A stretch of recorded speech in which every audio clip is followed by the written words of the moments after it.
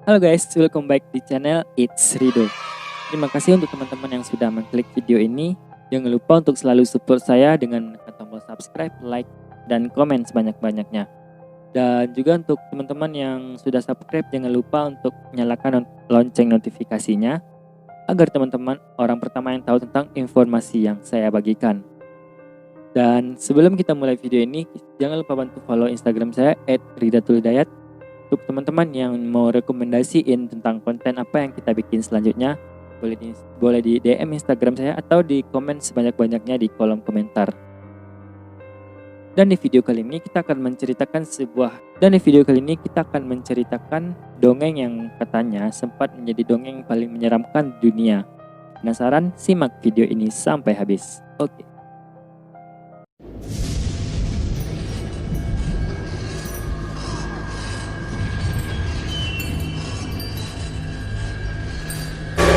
Pernah nggak kalian membaca dongeng? Pasti pernah lah ya. Kalau mendengar kata dongeng, pasti yang terlintas di pikiran kita tentang kerajaan atau pangeran, tuan putri. Dan cerita dongeng sendiri pasti ada yang romantis, menyedihkan, bahkan ada yang memiliki genre yang horor, menyeramkan. Dan di video kali ini kita akan bercerita tentang dongeng-dongeng yang katanya sempat menjadi dongeng yang menyeramkan pada masanya. Semoga aja dongeng ini nggak bikin kalian mimpi buruk ya. Cerita dongeng kita pertama kali berasal dari sebuah cerita yang cukup populer dari dongeng Grimm bersaudara yang berjudul Gadis Angsa. Dikisahkan ada seorang tuan putri yang ingin mengirimkan seorang putri cantiknya untuk menikahi seorang pemuda tampan dari kerajaan seberang. Seperti hal-halnya ibu yang lain, dia membuatkan pesona dari darahnya sendiri untuk melindungi putrinya. Lalu, ia mengirimkan putrinya bersama seorang pelayan dan seekor kuda yang dapat berbicara yang bernama Falada. Namun sesampai di jalan, sayangnya pesona yang dibuatkan ibunya tersebut terjatuh ke dalam sungai saat mereka sedang minum.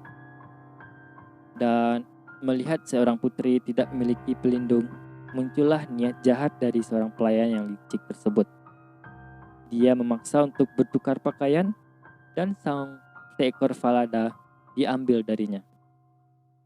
Dan sesampainya di kerajaan, si pelayan langsung mengakui dirinya sebagai sang putri, dan sang putri sungguhan terpaksa mengaku sebagai pelayan dan ditugaskan untuk melayani dan menjaga angsa.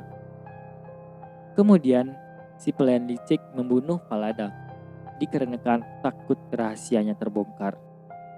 Mengetahui hal tersebut, putri sungguhan sangat putus asa dan menyuap seorang tukang daging dan menyuruh menggantungkan kepala Falada di gerbang kota agar ia dapat berbicara setiap hari dengan Falada. Suatu hari, seorang bocah yang bernama Kongret memberitahu raja tentang gadis aneh yang dapat berbicara dengan tengkorak kuda dan dia dapat mengendalikan cuaca. Raja pun penasaran dan memohon sang putri untuk menceritakan kisahnya, tetapi sang tuan putri tidak ingin menceritakan dan lebih memilih diam. Melihat hal itu, sang raja semakin hari semakin penasaran dan menyarankan sang putri untuk curhat dengan kompor, tetapi diam-diam menguping dan akhirnya mengetahui keseluruhan ceritanya. Sang raja kemudian menjodohkan putranya dengan sang putri sungguhan dan menyuruh si pelayan untuk menanggalkan semua pakaiannya dan memasukkan dalam tong sampah, lalu menyeretnya sekeliling kota sampai si pelayan licik tersebut meninggal. Dongeng selanjutnya juga berasal dari cerita dongeng yang diangkat dari salah satu cerita populer dari Grimm bersaudara yang berjudul The Handless Maiden. Kisah berdarah ini bermula saat tukang giling bertemu dengan seorang pria tua di hutan. Singkat cerita, pria tua itu menawari si tukang giling semua kekayaan di dunia dengan imbalan apapun yang ada di belakang gilingannya. Berpikir kalau hanya pohon apel tua yang berdiri di belakang gilingannya. Si tukang giling pun langsung setuju dan pria tua itu berjanji akan kembali dalam 3 tahun. Namun ketika si tukang giling sampai ke rumah, ia kaget dan saat mengetahui kalau putrinya sedang berdiri di bawah pohon apel. Ternyata sosok pria tua itu adalah iblis. Dan ketika ia kembali, putri si tukang giling sengaja membuat dirinya suci agar tidak dapat disentuh olehnya. Karena frustasi, sang iblis memaksa ayahnya untuk melakukan segala cara, sampai akhirnya ia memerintahkan si tukang giling untuk memotong tangan putrinya. Hebatnya, air mata si gadis membersihkan luka bekas darahnya sendiri. Iblis pun pada akhirnya menyerah.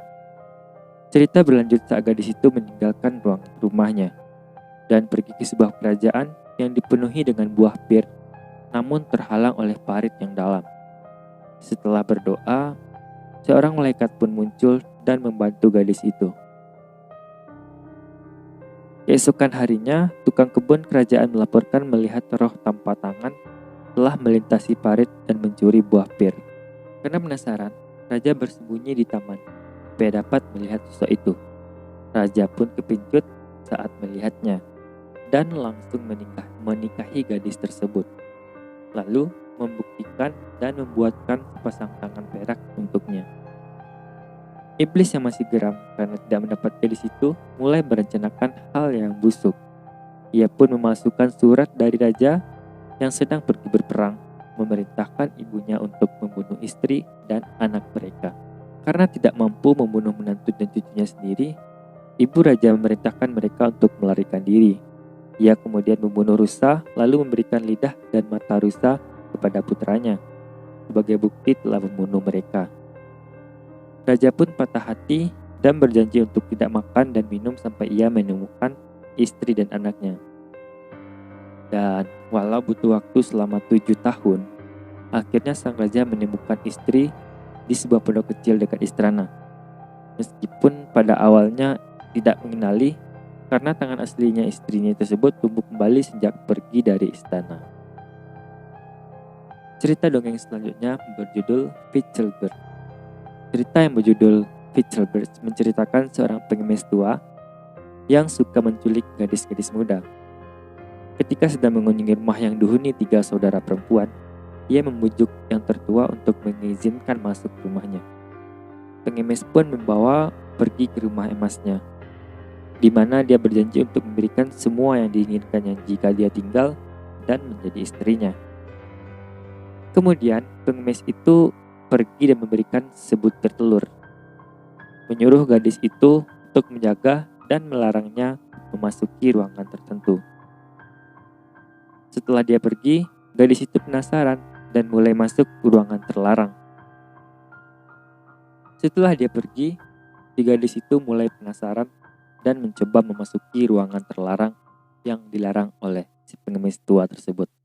Di ruangan tersebut, dia menemukan sebuah baskom yang berisi darah-darah dan sisa-sisa gadis yang sudah dimutilasi.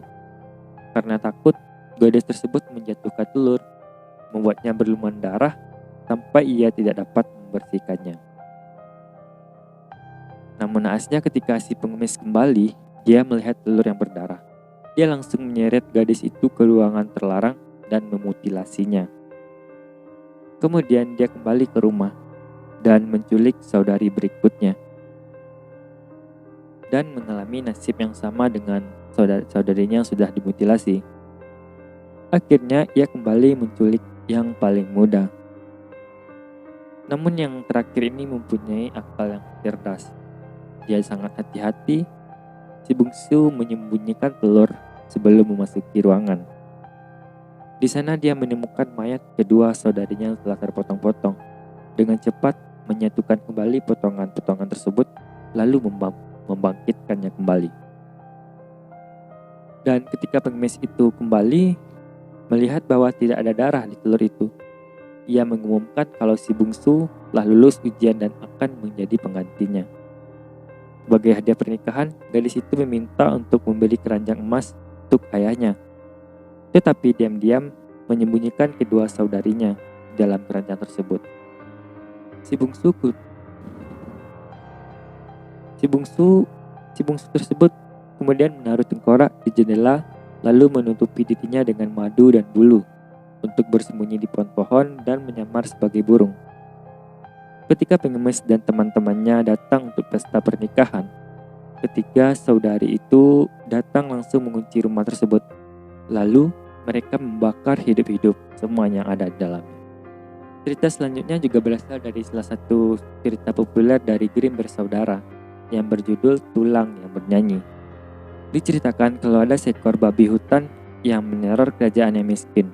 Dalam keputusasaan, sang raja menawarkan putri satu-satunya untuk siapapun yang bisa membunuh babi hutan tersebut, maka akan dikasih imbalan putri satu-satunya tersebut.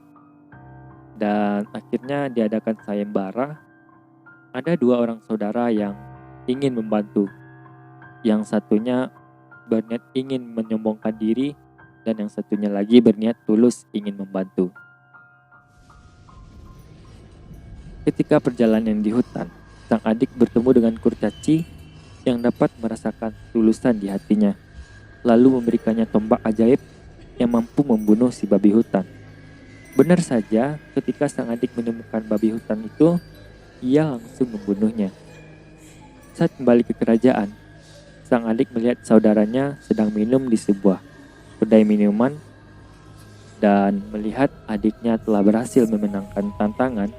Sang kakak menawarinya untuk merayakan kemenangannya dengan meminum minuman memabukkan. Setelah adiknya mabuk, lalu sang kakak membunuh adiknya dan mengubur di bawah jembatan dekat istana. Sebelum membawa jasad babi hutan kepada raja dan mengklaim putri, katanya dikabarkan adiknya ini terbunuh saat bertarung dengan babi hutan. Dan akhirnya dengan rencana jahatnya, sang kakak dan istri barunya hidup bahagia selama bertahun-tahun. Dan sampai suatu hari, ada seorang pengembara yang menemukan tulang yang lapuk, lalu ia jadikan sebagai alat musik. Ternyata tulang itu merupakan tulang sang adik yang telah meninggal dan dibunuh selama bertahun-tahun yang lalu. Dan ketika pengembara meniup, tulang itu menyanyikan lagu pembunuhan yang sangat-sangat mengerikan. Pengembara membawa alat musiknya kepada raja yang langsung memerintahkan tanah di bawah jembatan untuk digali. Dan alhasil ternyata sang pasukan raja menemukan kerangka sang adik. Dan tak puas sampai di sana, sang raja pun marah kepada sang kakak yang telah licik pada adiknya untuk memenangkan sayembara. Dan sebagai hukuman, sang kakak dijahitkan ke dalam karung dan dibuang ke laut untuk ditenggelamkan selamanya. Gimana? Cerita selanjutnya berasal dari Rusia yang berjudul Beauty and the Beast versi Rusia. Dalam cerita Rusia ini diceritakan ada seorang pengembara yang akan melakukan perjalanan bisnis yang akan meninggalkan ketiga orang putrinya. Dan berjanji kepada ketiga putrinya tersebut akan membawakan oleh-oleh sebagai gantinya. Dua orang pertama meminta mantel dan yang dibungsu meminta sebutir bunga. Dalam perjalanan, dia mendapatkan mantel tapi tidak dengan menemukan bunga untuk si bungsu. Sampai dia melihat sebuah kastil yang ditumbuhi bunga. Tetapi ketika pedagang mengambil bunga di kastil itu, seekor ular mengerikan dengan 3 kepala muncul di depannya. Pedagang itu memohon membalas kasihan kepada ular, dan ia menjanjikan kepada ular akan memberikan anak perempuannya sebagai istri, anak perempuan yang menyambutnya saat sampai di rumah. Ternyata yang menyambutnya sampai di rumah adalah si bungsu, dan secara sukarela pergi ke istana ular. Pada siang hari tidak ada satupun orang di rumah, tetapi setiap malam ular itu akan muncul. Ular tersebut menuntut agar si bungsu memindahkan tempat tidurnya keluar kamarnya. Kemudian di sebelah tempat tidurnya, akhirnya dia tidur di sebelahnya. Sang ular sangat mencintai gadis itu dan menyadari kalau ia merindukan keluarganya.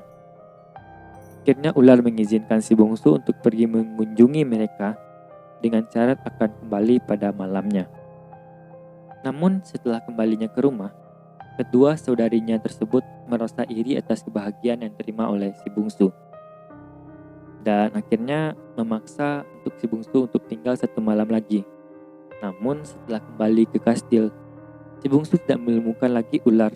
Namun yang ia temukan adalah sosok pengarang tampan yang mati karena patah hati. Banyak yang bilang kalau kisah ini Beauty and the Beast versi Rusia, namun dengan akhir yang sangat tragis. Cerita selanjutnya adalah cerita yang berjudul 3 Ahli Bedah. Suatu ketika ada 3 orang ahli bedah yang sangat sombong. Mereka menyebutkan kalau mereka adalah yang terbaik di dunia dan mulai berkeliling untuk menyombongkan diri. Akhirnya mereka sampai di sebuah penginapan di tengah hutan terpencil, di mana pemilik penginapan itu yang tentunya saja skeptis meminta mereka untuk membuktikan bakat mereka. Dan dengan senang hati, mereka pun langsung menyetujuinya. Ahli bedah pertama memotong tangannya sendiri dan berjanji untuk memasangkannya kembali di pagi hari. Yang kedua melakukan hal yang sama dengan jantungnya. Sedangkan yang ketiga mencongkel matanya sendiri. Para ahli bedah yang sangat percaya diri karena mereka memiliki lotion ajaib yang katanya dapat kembali menyambungkan tubuh mereka yang sudah terpotong-potong tersebut. Dan sang pemilik rumah pun terkesan. Pemilik penginapan memberikan tangan, jantung, dan mata kepada seorang gadis pelayan, lalu memerintahkannya untuk mengawasinya sampai pagi. Namun pada malam itu, kekasih gelap sang gadis mengunjunginya, sehingga membiarkan kucing untuk menyelinap masuk dan memakan bagian tubuh yang terputus. Ketika gadis itu menyadari kalau potongan-potongan tubuh tersebut dimakan, kekasihnya berjanji untuk menggantinya. Pertama, ia memotong tangan pencuri yang baru saja digantung di alun-alun kota. Kemudian memotong jantung babi yang disembelih. Akhirnya kembali mengambil kucing dan mencongkel mata kucing tersebut. Keesokan harinya ketiga ahli bedah itu secara ajaib memasang kembali bagian tubuh mereka yang mereka janjikan. Namun ketika melanjutkan perjalanan, ahli bedah pertama tidak bisa berhenti untuk mencuri uang dari orang asing. Ahli bedah kedua tidak mampu melawan keinginan untuk berguling-guling di lumpur. Pada malam hari, ahli bedah ketiga tidak bisa tidur dan dapat melihat tikus yang berlari di lantai yang gelap. Tentu saja karena tubuh yang dipasangkan tadi merupakan tidak tubuh mereka. Dan akhirnya menyadari sesuatu yang salah, 3 ahli bedah tersebut kembali ke penginapan dan meminta bagian tubuh mereka yang asli. Sayangnya, si gadis pelayan sudah melarikan diri dengan kasihnya. Sebagai gantinya, mereka menuntut pemilik penginapan agar memberikan semua uang yang dia miliki atau mereka akan membakar rumahnya. Jadi intinya di sini kita tidak boleh sombong terhadap apa yang kita punya. Kisah dongeng terakhir berasal dari kisah persahabatan yang harus berujung tragis akibat mendengar omongan orang lain. Dalam fabel yang sangat aneh ini diceritakan kalau seekor tikus, burung, dan sosis hidup bersama di sebuah pondok di sebuah hutan. Mereka memiliki pekerjaan tertentu. Burung terbang ke hutan untuk mencari kayu, tikus membawakan air dan menyalakan perapian, sedangkan sosis memasak makan malam. Suatu hari saat sedang mengumpulkan kayu, burung itu bertemu dengan temannya. Lalu ia mencemoohkan sang burung karena bekerja sangat keras. Sementara sosis dan tikus tinggal di rumah sepanjang hari tanpa melakukan apa-apa. Dan burung pun setuju. Alih-alih pergi bekerja pada keesokan harinya, ia mengatakan kepada teman-temannya kalau ia tidak ingin menjadi budak lagi. Dan jika mereka menginginkan kayu, mereka harus keluar sendiri untuk mendapatkannya. Tikus dan sosis pun terkejut, tapi setuju untuk bertukar pekerjaan. Pertama, sosis masuk ke hutan untuk mengumpulkan kayu. Namun sosis tidak kembali keesokan harinya, sampai burung harus keluar mencarinya. Segera, dia menemukan seekor anjing yang membawa sosis di mulutnya. Dan si burung memohon padanya untuk melepaskan si sosis. Tetapi anjing itu menolak, mengklaim kalau sosis itu telah mencuri kertas dan langsung memakannya. Lebih buruk lagi, ketika si burung kembali ke rumah, si tikus yang mencoba memasak malah terjatuh ke dalam panci sampai mati terebus. Seketika burung itu marah. Burung itu melemparkan kayu ke sekeliling rumahnya sampai terbakar. Ketika mencoba memadamkan api, entah bagaimana burung itu berhasil menjatuhkan dirinya sendiri ke sumur lalu tenggelam.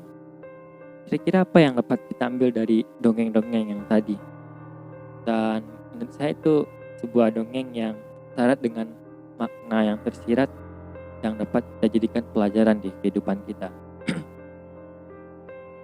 Nah, itu dia tadi dongeng-dongeng yang katanya sangat menyeramkan dan sangat kesan yang sudah kita ceritakan dari awal sampai akhir video tadi. Dan terima kasih untuk teman-teman yang sudah menonton video ini sampai akhir. Dan jangan lupa diberikan saran dan komentar terbaiknya untuk video kita ini. Dan berikan rekomendasi untuk video-video kita selanjutnya. Lalu support channel ini dengan cara menekan tombol subscribe, like, dan aktifkan loncengnya. Dan sekian dari saya. Sampai jumpa di next video. Oke, dadah.